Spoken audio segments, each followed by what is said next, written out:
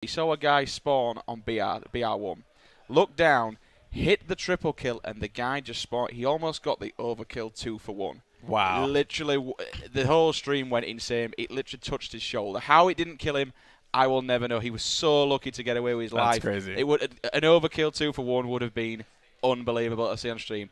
I want to see it again. Literally, he almost actually got a kill tack as well in the same day. Yeah. The guy was on fire. He's not been doing as well as what he wants to be. I got caught with him earlier on. He really wanted to get in there. I think he's going to turn up now. Let's stick with, you know what, game one, let's go with Flames. We're on board with Flames right now. Looking down to ring one. He's going to get some nades in there, hopefully. Try and lock down the rocket control. We know how important rocket control is on this map. It's pretty much locked down 4 kills, but unfortunately does get taken down as the TEC player flies through the air and lands into his face. Wow, and that's right, guys. Just to remind you all, it is going to be Shrine Slayer, followed by Lockdown King of the Hill, and if necessary, Warlord Team Slayer will be coming up next. Checking out Flames here, and I don't think the rocket has been picked. Oh, actually, it's been picked up by Adamak. So let's actually jump over to the other side here for TEC, see what's up with Adamak, as he has the rockets hanging around over by the ring 2 here, and he's waiting for a couple nades to fly through. He knows that players could be pushing out, so he's going to play this one slow. Very smart play to just continue to linger around the wall here and wait and see if anyone's going to be jumping in. And Adamak looking, waiting to see, of course, if he's going to pick off a couple rocket shots. Nothing just yet, though, as things have slowed down considerably. Score currently 6-3. The thing about Adamak is he is the Scottish GOAT. It's as simple as that. Halo 2, Halo 3, Halo 4. He's one of these players, doesn't practice that very often. He's the least practiced member on this team by a long shot because of his working hours. But he is an absolute Halo god. He's just one of these guys that no matter what Halo you play, he's going to be good at it. Simple as that. I think that's also something to kind of like note, too, right? Like a lot of these guys, you know, this is still very much like something that they're chasing as a goal, right? To be able to do this and compete full time and be able to compete, you know, in North American events and events all across the world. You know, Adamak working a full-time job. You know, it kind of reminds me of Lethal, the North American Lethal, not the European Lethal. You know, who he also, you know, before the Halo Championship Series, you know, announcements and also the launch invitation, he working a full-time job. I think he still is working his full-time job, despite him, you know, like, you know, great placings and all that stuff, making good money. You know, it's just you have to put that work in, and it's just something cool to see, you know, because I definitely know what it was like. I was a social worker for around 2 years while still competing in Call of Duty and Halo. And that was kind of just, you know, like the struggle, right? It's just the nature of how it is. So everyone has that day job, and they got to always work hard for this. So with that being said, Adamak on your screen still, he was the topic of discussion there. Seems like things have slowed down again, 14-11. No one has really pushed out just yet. Lethal throwing out a couple shots. Jimbo actually finding one player as he ends up, I think that was taking out Dini. Dini pushed out too far, ended up getting punished on that one.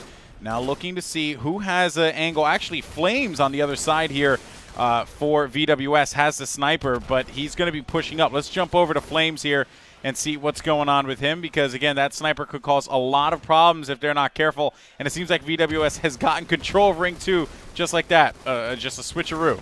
That's exactly what they need. You're right. Just take control of Ring. This is what we've been seeing most times. Unfortunately, it does finally go down. He did try to take a position up on Ring 3, but unfortunately missed the jump. Did land back down, did get punished for it, and got finally taken out. The whole point about this map is keeping that Ring 2 control. All the teams that have won their maps so far have had that Ring 2 control. It's vitally important. This is where people like VWS are quite new to the Halo scene, and like you mentioned before, Shrine.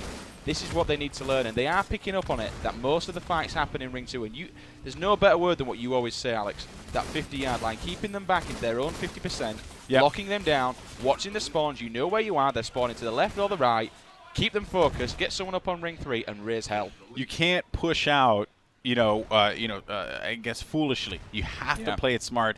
You have to know when to cross that point, right? Because if you end up crossing it too soon, and you end up causing, your teammates, whether that can be good positioning or forcing spawn in a less than ideal situation, that's just something you have to be very cautious about. So now it's going to be headshot for Flames, looking to line up to double kill. Not going to be able to do that, though. Pressure coming actually from the opposite doorway here as Flames having to drop out, and he just avoids that grenade narrowly. Thankfully for him, he drops down, finding one player in front. That's going to be a headshot for him as well. Taking out Lethal, going for the double, and he's going to take out Smithy for the double kill on that one.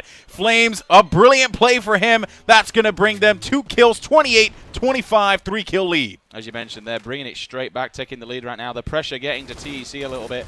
Snipe drone off your screen with Rockets, picking up 4 big kills, which have really brought them back into this. Needs to be careful now. He's got 2 players there. Interestingly, just jumps in. Not a care in the world, unfortunately. Not exactly sure. I think we've changed POV there. They were doing that. But Snipe drone on your screen right now, looking into Rocks. Can he get the double? Yes, he can. Beautiful BR work from him. I'm hoping he takes up a little household in there. Never picks up new combo, interestingly, about Mike. He never will actually pick them up. Maybe that's to do with not playing Halo 2. I'm not sure. I feel like if you walk by a plasma pistol and you don't have anything in your secondary, there's just no reason why you shouldn't pick it up, because it's definitely worthwhile to have. I mean, heck, anything is great. Like even picking up that Magnum on the floor in case you run out of ammo, you know? You just got to know how to take advantage of the little bros. It jettisons you out to the left, and that's exactly what happens. Now Snipe Drone not getting ring 3 means that he's going to have to rethink his positioning here, and he will just continue to push forward to ring. You got to get that control there, and looking at all the screens we have, no one has it, but we have Jimbo with the sniper. If we can actually jump over to Jimbo from TEC, because I want to see what he's going to be able to do here, trying to see if he can line up some good shots. There you see Jimbo with 4 bullets on that snipe, and he's going to have no shields. Can he stay alive? It seems like he's going to be able to, but no, he's going to get met by a member of VWS right away, and it gets picked off. We'll stick with him off the respawn as he spawns on the opposite side of where he was taken out. Unfortunately, the scoreline now 40-34. Sniper, though. They've absolutely brought this back of VWS. I got to point this out, though, Sims. A sniper was there just waiting. No one waiting. Him, yeah. So I don't know if they got their sniper, if they got the TEC sniper, or if they got the VWS sniper at the beginning. That's interesting that VWS didn't go after that, though, all things considering. So, in any case, continue with your point. But mention about the 41-35. We're only 5 minutes ago. They were down. They were up by 6 kills. Now they're down by quite a deficit. 41-35 the score. Jimbo really needs to do some work. He needs to find some faces. However, as me and you look across the other screens, VWS have gone quite passive. Everyone's gone quite quiet. This is what it's going to be at now. Jimbo getting the assist, managed at least his teammate picked him up. That's what he needs to do. That's what he needs to do. He needs to simply just, get a couple kills there. The most important thing is get the body shots, right? Yeah. Get the body shots, pop those shields, force those players to have to drop back. And if he continues to do that and just letting his teammates know, guys, you have to go after these. He's getting the body shots. Unfortunately, they can't convert to kills because they're not in the areas to do so. So at those ranges, he has to nail the headshot, where you saw right there at the snipe tower. He's looking right forward, and he could not find anyone. But his teammate is going to get picked off, though. That's going to be Lethal, who ends up getting killed by Dini. It actually wasn't traded. That was a beautiful headshot there on the Jimbo. 43-40. They need these kills. He has 4 shots left in this sniper. He needs every single shot to connect or at least result to a kill, which would give him an assist. These are critical plays. He has the game in his hand. It is going to be a 3-kill game, 44-41. This is where it comes down to, but he manages to do so. 44-43. It's getting very close. 1 kill in it now.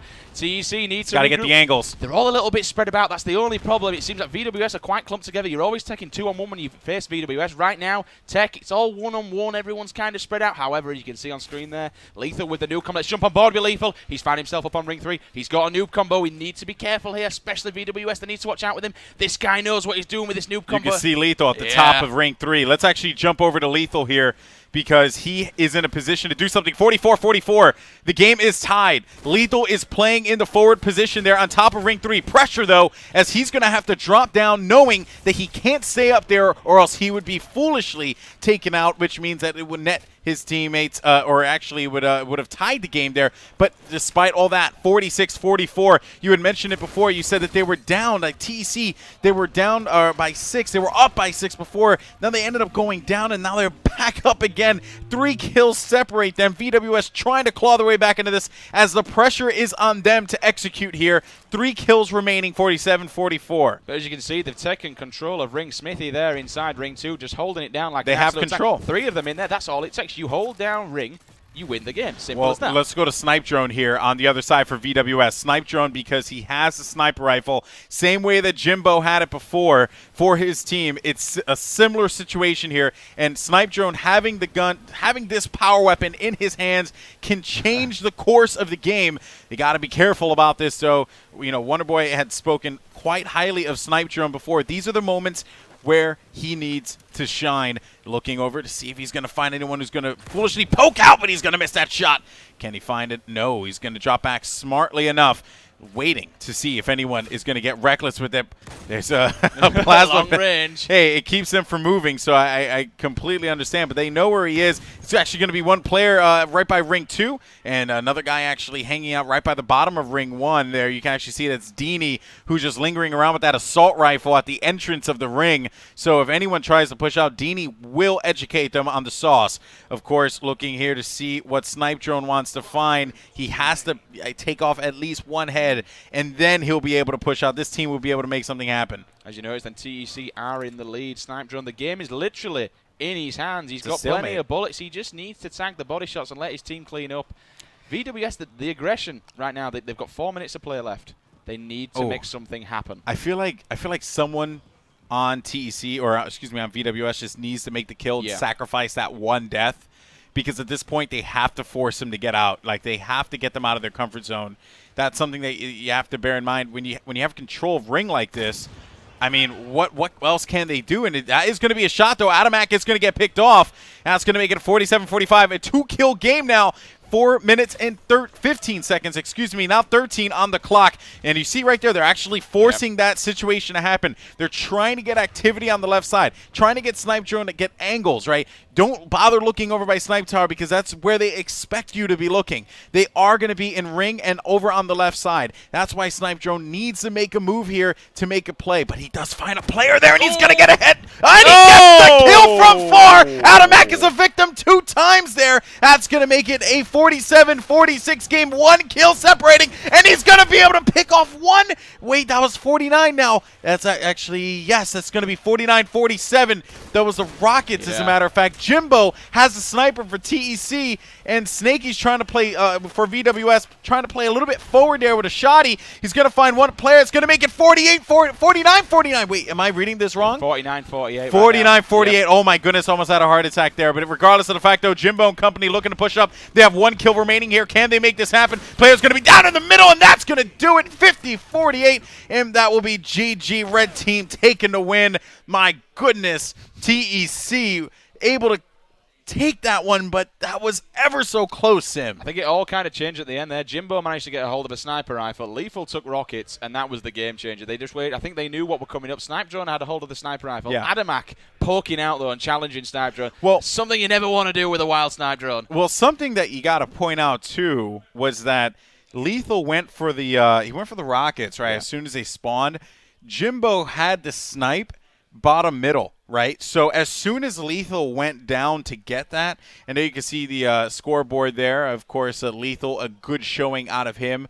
I believe, what is that, 19-13? Huge. Yeah, I mean, was that Jimbo? No, it was Jimbo. Yeah, my 19. Bad. I'm blind. I look at that. I'm squinting. You could literally see me squinting. No, but you got to point something out about that play, right? Lethal goes, gets the rockets. Jimbo's waiting there with the sniper, looking straight down through ring 1, knowing that those rockets were coming up. Both sides knew. Snipe Drone positioned himself in a way to stop anyone who would go after those rockets. Smart play from Jimbo to wait back and say, I know Snipe Drone's going to come through the middle. And as soon as he did that, he was able to pick off Snipe Drone. That was the 49th kill. Yeah. And then, they were able to get the 48th kill on the VWS side. But it was just that last player who got caught in a rock in a hard place. Nothing he could really do about that one. Got naded, I think, to oblivion. But, man, what a first matchup here between these two teams. Interesting how VWS are actually pushing TEC to that, that close game. Really, in theory, coming back, TEC want to be wiping these kids out. They don't even want to let them get anywhere near the scoreline. TEC is a very, very well-known brand. It's a very well-known players. It's questionable. They shouldn't be getting that close. We're going into game 2 now. It's going to be lockdown King of the Hill. I really want to see TEC more focused. They want to do what FaZe did to Infuse. They don't want to let VWS get any hill time whatsoever. However, because of how VWS are playing right now, they're quite uncontrolled. You don't know what they're going to be doing. This could actually swing in their advantage. Yeah, no, that's very true. I mean, honestly, looking at the scoreboard and all that stuff, I mean, VWS, of course, struggled. But I am going to be looking at Snipe Drone, as well as Snakey, Snipe Drone and Snakey, to be two go-to players for VWS here. honestly, snake drone combo. I could see VWS pulling game 2 out.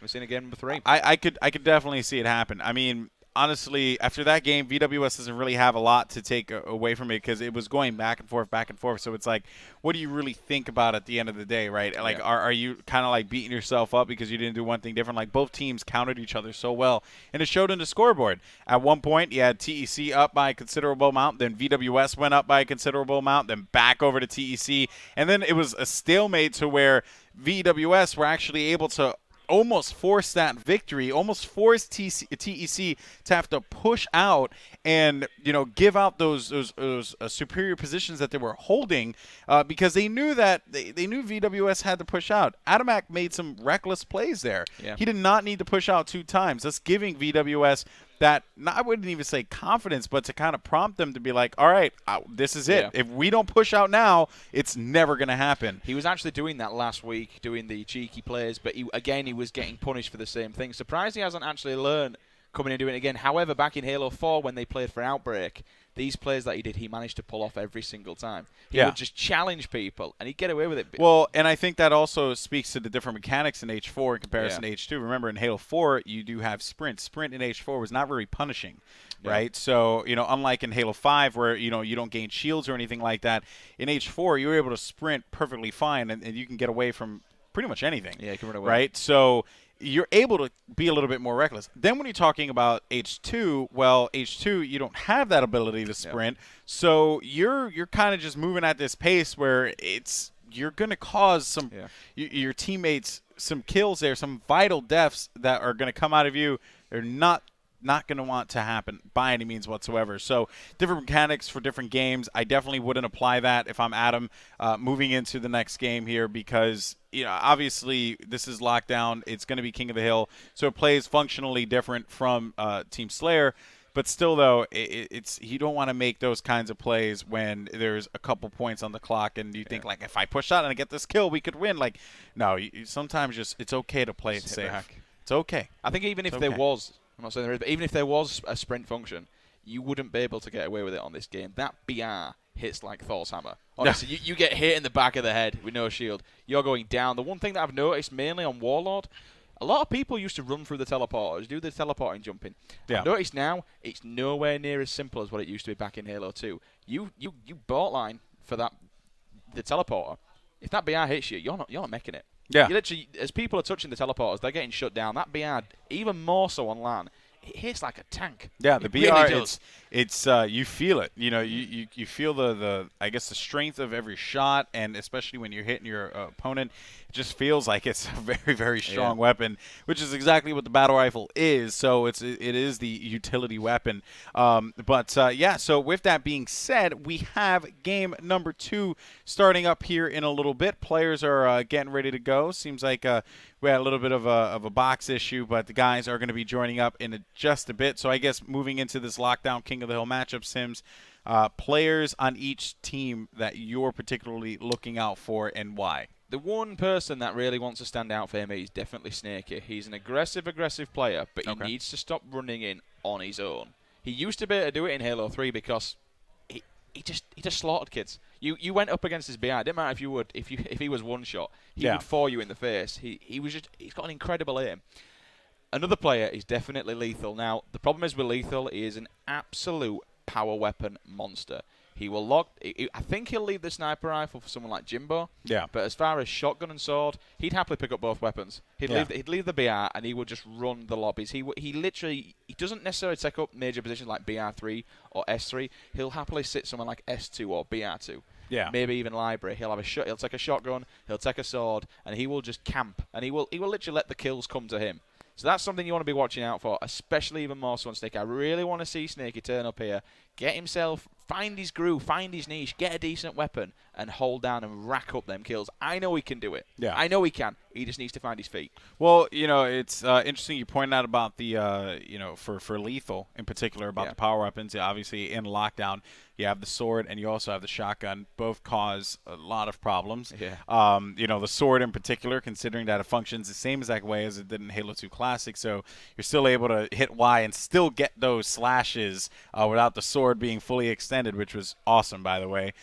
So now looking forward to this. I mean, yeah, definitely looking at Lethal on the other side. I think for me, it's going to be Adamak on the TEC side, because he and not to like, for like particularly playing good or like players to watch, but I'm looking at him to see if he is going to continue to play in this reckless manner, right? Which could have cost his team that game 1 victory.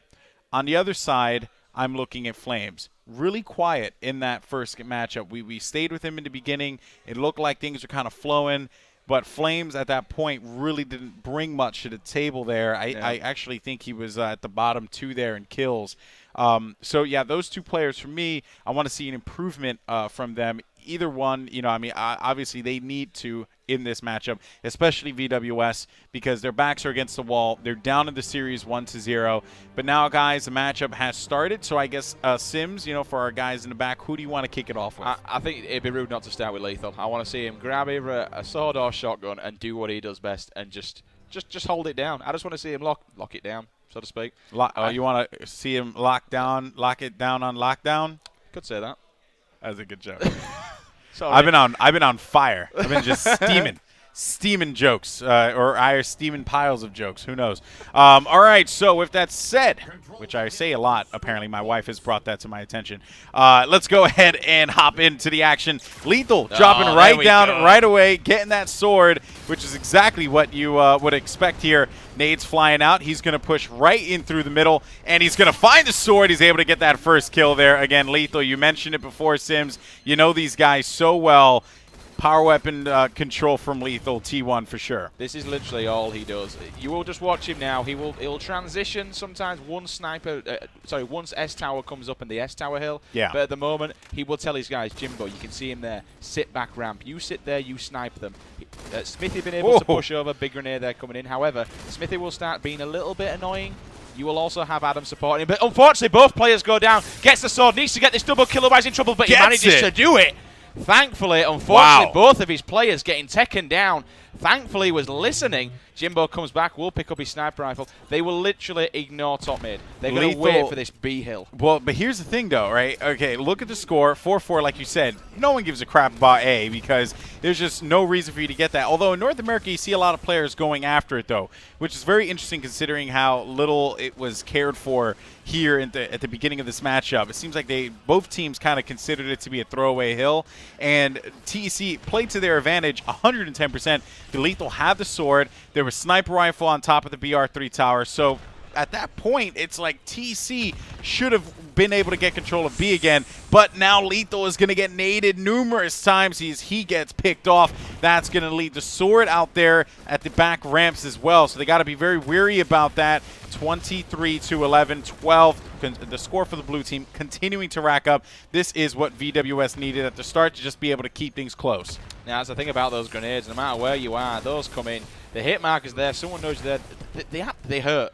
They are a very, very nasty weapon. Probably again. Sword pops up. Good morning. Goodbye. He went down as well. Can he get Smithy? Can he catch Smithy, or is he going to hide? No, he's going to drop down to S1. Thankfully, try and stay alive. However, Smithy coming up behind him. We are on board with Snipe Drone right now. Does support his teammate with the sword. Also has sniper rifle in his hand. This is a very, very dangerous position. You do not want to get lined up in that scope. Otherwise, you are going to lose your face if he sees you. C Hill's up. They need to get some time on that. This is where they can start to bring it back a little bit now. 28-27 the score. I think they've got the good setup. You've got Mike here with the sniper rifle. Needs to look across, support his teammates. One of his teammates goes down in hill. He needs to look across there. There's a guy who's just poked his head out of library. See if this guy, grenade goes down. Big grenades, though, coming in and wiping him out. Let's jump across to Smithy, though. He's actually in the hill right now, picking up a double kill, grabbing himself some time in that hill. That's what they need, but he also needs to be careful of these grenades. He's quite in the open, however. Grenades are coming up, especially if someone comes down, which they actually do, hit him in the back of the head again with that Lambiar. Very smart play out of Smithy to opt to run away from that one. Unfortunately, couldn't quite get away from the shots, but still, though, it's you could see the care in this team of wanting to just stay alive, right? It's worth its weight in gold, right? Just being able to stay alive, put some shots out, one or two, whatever that may be. Now, the D hill is the hill that we've seen change the course of the matchup. If you are down, which currently the blue team is down, which will be VWS, obviously they would want to be able to get control of this. They'd want to be able to get into the D hill and make sure that they have full control of it. But still, though, it has TEC's name written all over it as they're continuing to rack up some points. But finally, VWS makes their way through. Smithy now has an opportunity to cause some problems here as he's going to lunge some nades right into D. Just off screen there, Adamak actually managed to pick up a killing spree with the sniper rifle. Wow. Got a little bit greedy and went for it again. Unfortunately, did die. But Jimbo was in the hill with Sword. They've managed to pick up a lot of hill time. Yep. They literally worked a little bit of a duo. Snipe on S2, Sword in S1. Grab the hill time. Brilliant teamwork there from these TEC guys. However, look at the score, 67-50. Still everything to play for.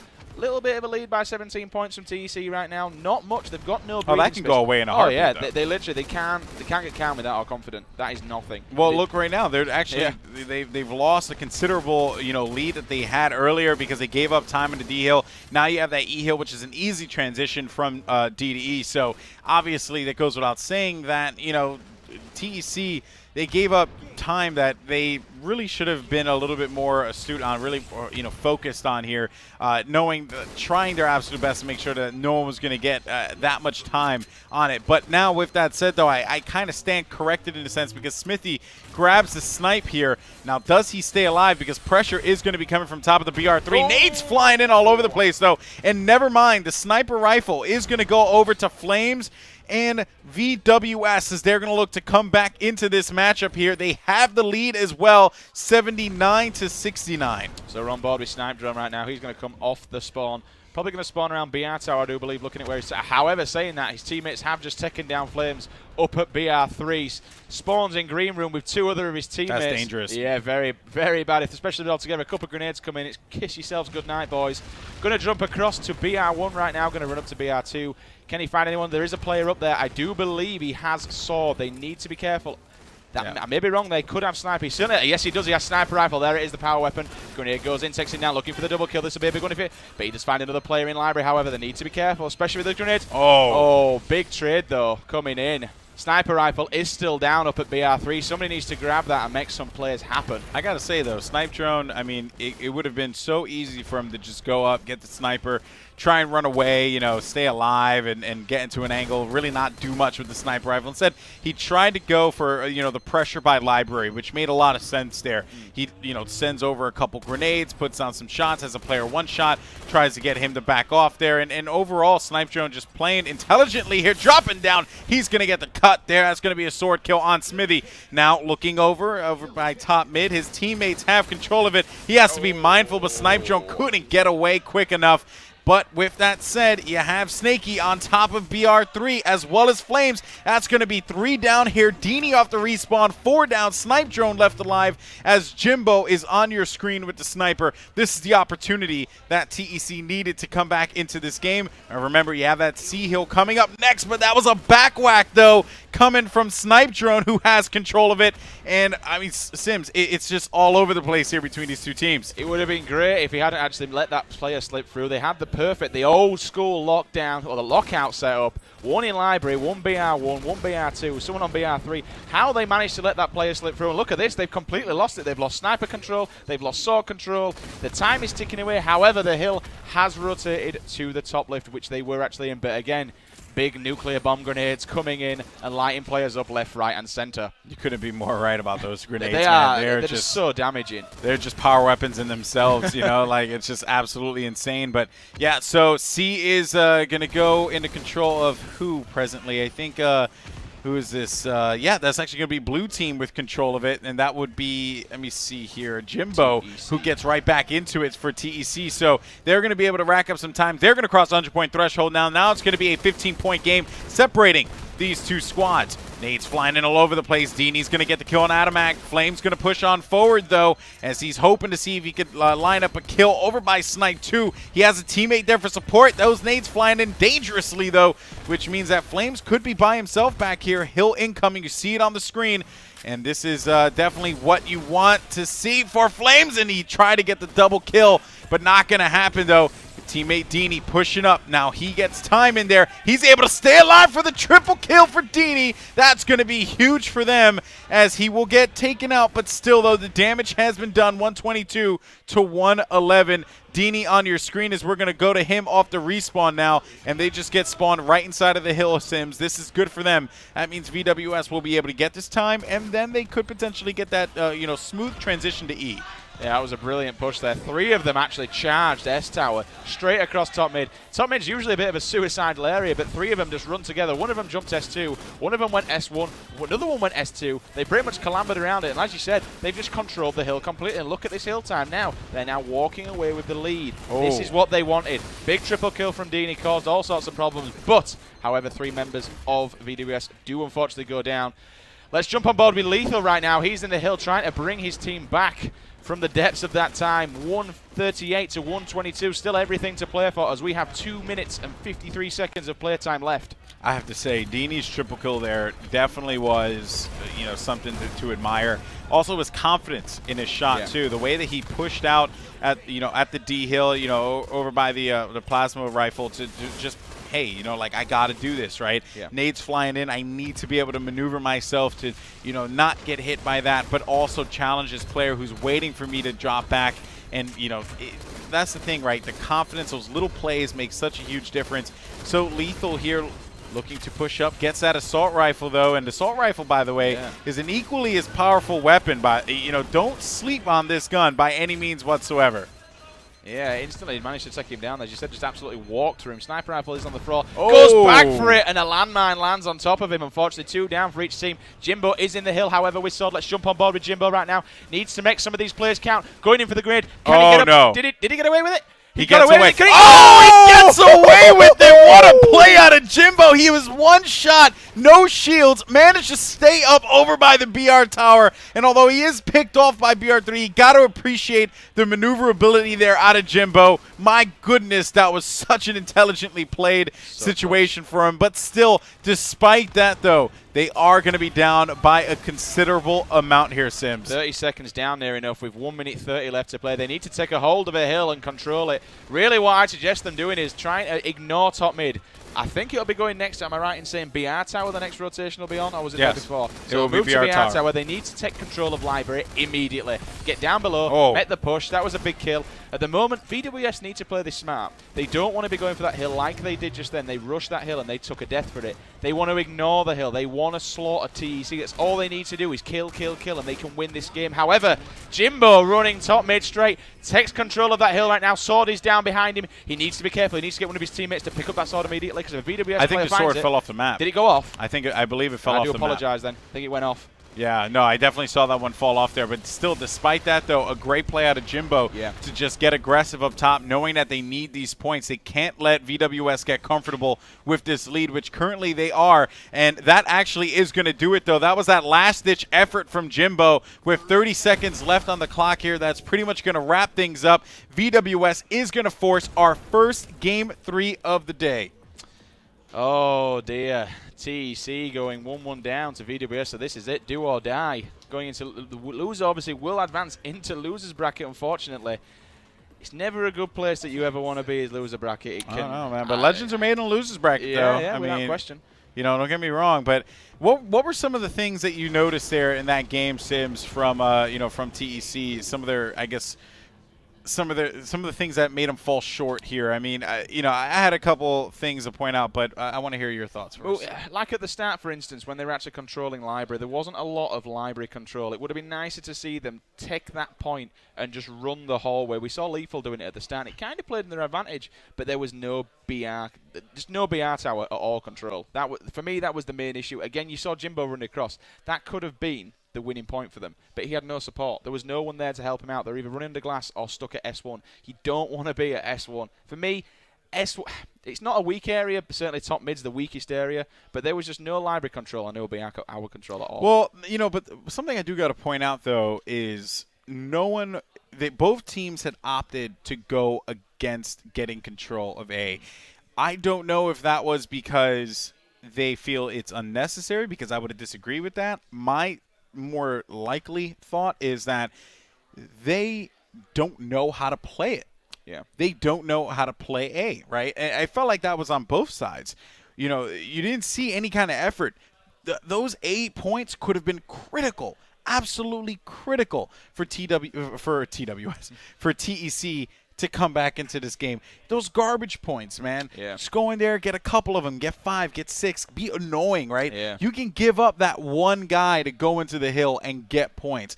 Neither team did that. And as a matter of fact, at the end, I would notice VWS actually got a considerable amount of time. They got like 15 seconds in that A hill. That pretty much changed how things played out. And because of that, VWS had to, or TEC had to respond so quickly to be able to get control of it. And you thought that they almost had it because Jimbo had an incredible play there. Just wasn't enough. And it's unfortunate to see for TEC, but at the same time, VWS played that one wonderfully. I think it's notable to say Dini's triple kill as well was a little bit of a game changer. Oh, yeah. Dini's triple kill was definitely something that you didn't expect, especially considering that he was in the D hill, and it was like nades flying everywhere. I mean, he's backed up in a corner, for goodness sakes. Like, he's just, he's cooped up there, nades all over the place, players moving in, and he manages to pick up a triple kill in the D hill. That nets them so much time, and then they end up getting that transition over to the E hill too. Honestly, the way I see it, VWS earned that 110%. TEC, they had their opportunity. They ended up giving that one up. So now we're moving to Warlord Slayer. This one definitely going to play, to whichever team slays the best as far as overall, how the teams perform here. Who can you see kind of changing? Because in that last match, in the Shrine Slayer plays so much different from Warlord Slayer. There are no power weapons on the map besides camo. So Sims, I guess your thoughts on this? Who is the stronger Slayer team here? It's all going to be down to point blank. Again, we've said it many times before. Who controls camo? But we saw earlier on Snipe Drone. He had that 4 times in a row with a pocket shotgun. He went on, I think, 2 killing sprees at one point. Yeah. Got rid of it, died, came back. Literally, it's all about that. Now, the problem is with both sets of teams here, you have Snipe Drone and Demi on VWS, and then you have Jimbo and Adamak on TEC. Both of them all 4 players are incredible at timing at camo, and that's kind of what it's going to come down to. I think, possibly, TEC may just have this one. I think Lethal is a bit of a demon when it comes to sitting on platforms, and he will literally take a hold of a platform and just shoot across. That's tend to what he does. He likes to shoot across an awful lot, and I don't think VWS have really appreciated how important that BR support is and how long you can fight. You got to remember on Halo 3, you could never really. I think that's definitely the game changer for these guys. On Halo 3, you couldn't shoot across map all the time, whereas this BR, it's like a sniper rifle. You can literally pick someone off across map. You can force somebody across, especially even more so online. You can actually force someone straight across map. This will be the game changer. If Lethal sits on a platform and puts a hellfire of bullets down on VWS, Jimbo's just going to sit top mid or Adamak, and they're just going to clean house. Yeah, of course, TEC, they went up in Game 1. They ended up winning that Slayer game 50-48, which was an incredible ending to that Slayer matchup. But then moving on to this game type, moving on to what we just saw on Lockdown King of the Hill, couldn't quite find their bearings here. Obviously, a triple kill out of Dini, definitely assisted in that. But now looking into Warlord Slayer, as you said before, timing camo is going to be super important here. But it's also going to be side-base control as well. It's 2 areas that I'm looking to see who is going to play the control game. Is it who's going to play the control game on the portals and who's going to play the side bases, right? That's going to be super important. I feel like whoever gets that camo at the beginning, if they're able to get away scot-free, no problems, that guy needs to play portals, needs to hopefully go for that shoddy and, look to make some, considerable amount of problems happen for the other team. But I think both teams kind of understand that they need to make sure that that is not going to be the case. So expect that camo player at the beginning of the game to pretty much do nothing. I think camo's going to get drained right away, and it's going to come down to whoever plays the side bases properly. The amount of times you see straight off spawn, the grenade literally just launch in, and you'll see someone instantly get blown up. Camo, it's very rare you actually see camo off spawn manage to get away. Yeah, no, you never see that. That's why camo's not going to play a difference here. But what is going to matter, who gets it, because that means that they're going to have that slight advantage in timing it. Of course, the other team is going to be aware of it as well. But the other team will know the exact time they picked it up so that this way they can be there at the exact time to get ready for the next one. All right, then, so game number 3, as you mentioned, our first game 3 today. We are on board with Mr. Flames himself.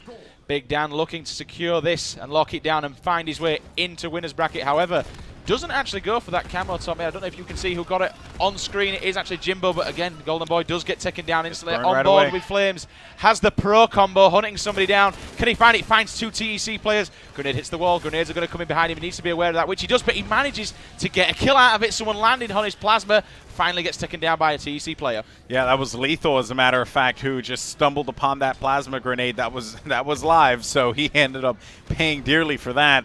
4-3 here. Blue team going to be down by 1-2, as a matter of fact. 5-3 as we jump over to Lethal on the TEC side. And there you can actually see that Sentinel beam, shooting forward. That laser beam just causing a lot of problems. That's going to be a double kill, though, for Lethal, looking to get the trip. And he's going to be able to get the headshot, though. No triple kill there, as Dini was right by that portal. Did not expect that at all. But I mentioned it before. Who's going to play those portals? And it seems like Lethal is going to do his best here. Unfortunately for him, he gets picked off. Yes, let's jump on board with Smithy right now. Unfortunately, he has just gone down, but picking up a big 2 double kills, I think, coming off with that shotgun now, looking across. Will he use this BR straight across map? Leaves the pro combo. Again, I'm surprised no one's picking up a free secondary weapon. Can he get this out behind? No, he doesn't. Would have been a big play, but again, the assist medal comes in. That is so vital. If you're going to go down, at least one of your teammates needs to take your target down with them. So back off the spawn looking. Can he jump onto platform? Let's jump across to Jimbo right now. He's found himself a camo. Can he get a shotgun and find himself the Predator combo? Yeah, this is going to be super important with the camo here. He's going to get the beat down there. Waiting around. Oh, but the nade flying through, burning that camo, which means it won't be all that effective. He was able to get one with that. Now it's going to be 16-13, 3 kills separating them as red team TEC in the lead. Dini finding Jimbo.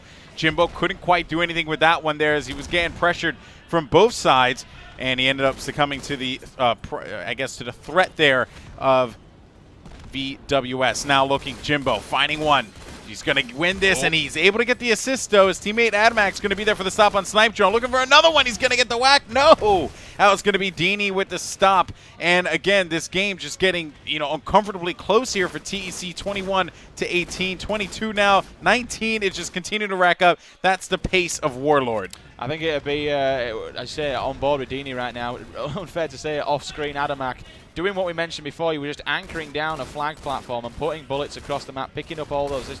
Pretty sure he got a wheelman at one point. However, Dini does go down. Going to stay with him off the spawn as another TEC. Yet again, it is Jimbo again with the camo. He's just timing that like an absolute boss right now. Assist coming in left, right, and center. On board with Dini, though. He doesn't actually pick up pro combo again. I'm surprised people aren't picking up these free weapons. Even if it's just something to have as a back pocket weapon, you might as well take it. Not a lot of use from it. Finds someone one shot. Thankfully drops down in front of him and says goodnight. He does get taken down, though. I believe that was by Smithy. Finds him.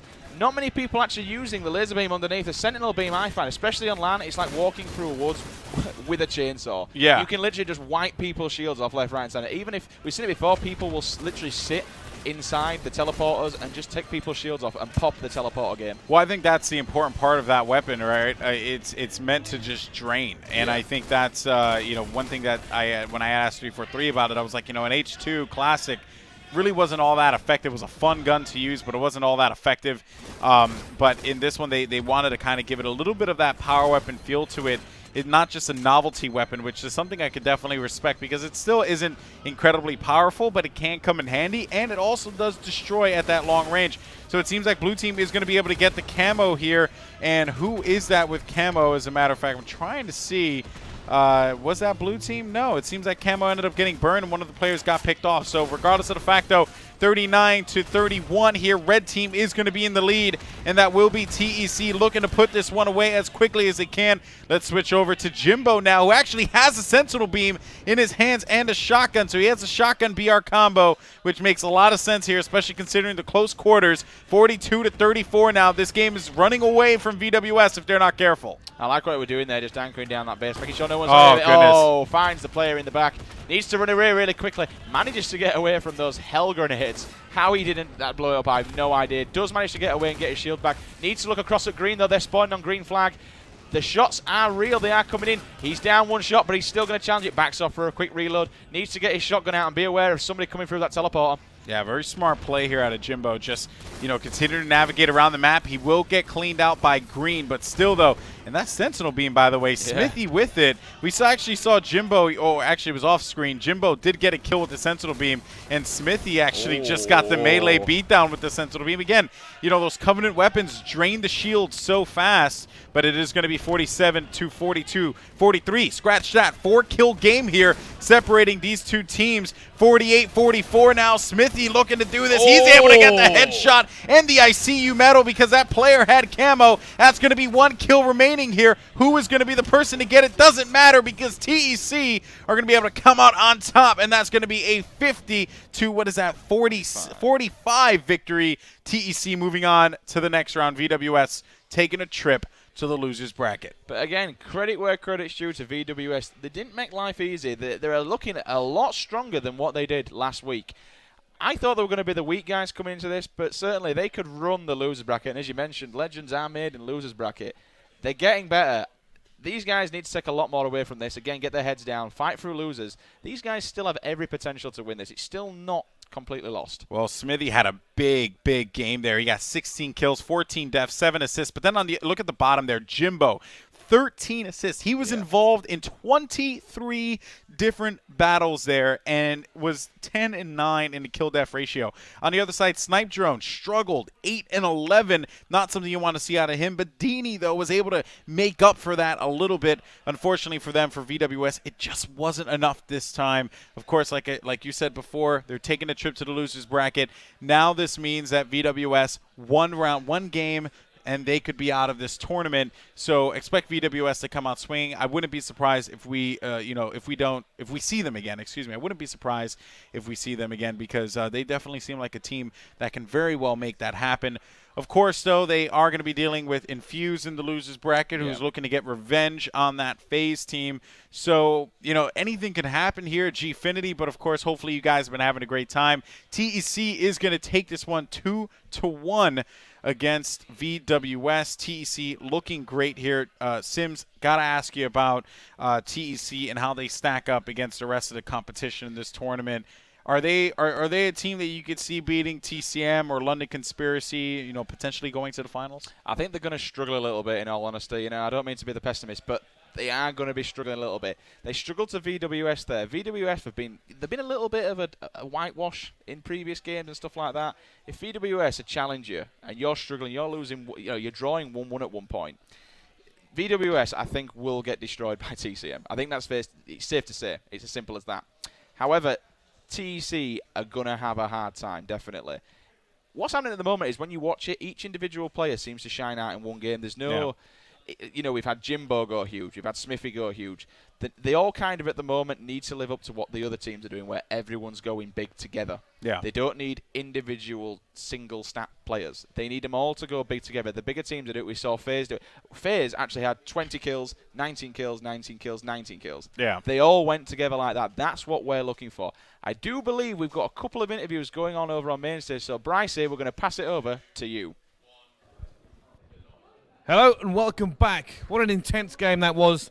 It was quite close as well. Both teams put up a massive fight. So joining me, I've got Lethal and Mike here. So I'm going to talk to Lethal first. Okay, Lethal. That was close. So you said it felt like a bit like a marathon. Was that a bit intense for you? Yeah, you could say that. At the end, we managed to actually pin him at yellow, which was probably for the best thing because we were getting in and out of tellies. At the start, we were doing the same thing. Halfway through, we lost control of camo and everything. But towards the end, we managed to bring it back. Well, that first map, you were actually behind. You were actually behind by quite a way as well, but somehow you brought it back in quite spectacular fashion. Was that just kind of, you got the comms down and got the power weapons up? Yeah, I probably we got the comms down. We didn't have a snipe for a while halfway through the game, but once we had the rockets and Jim with the snipe, to make a very lucky comeback. Well, what happened in the second map then? You lost that map. It ended up, you won 2-1. So what do you think went wrong for you there? With Lockdown Hill, that's meant to be one of our good game sites, but there was too much, say for example, we ran underneath too much, half of us rotate for the hill when it should have been all four of us. We just weren't really, weren't really quick enough, let's say. So hopefully if we get Lockdown Hill again, we'll change that. Fair enough. It's, you're analysing your own tactics there. You kind of know what you did wrong. That's a good thing to hear.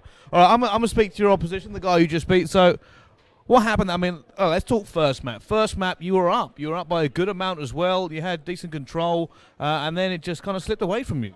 Yeah, well, I think we just got a bit sloppy. I mean, I think one of them picked up snipe and just started picking us off one by one, and we should have been sitting back because they were playing passive, and they just picked us off one by one. And before we knew it, we were drawing, and before we knew it, they was up.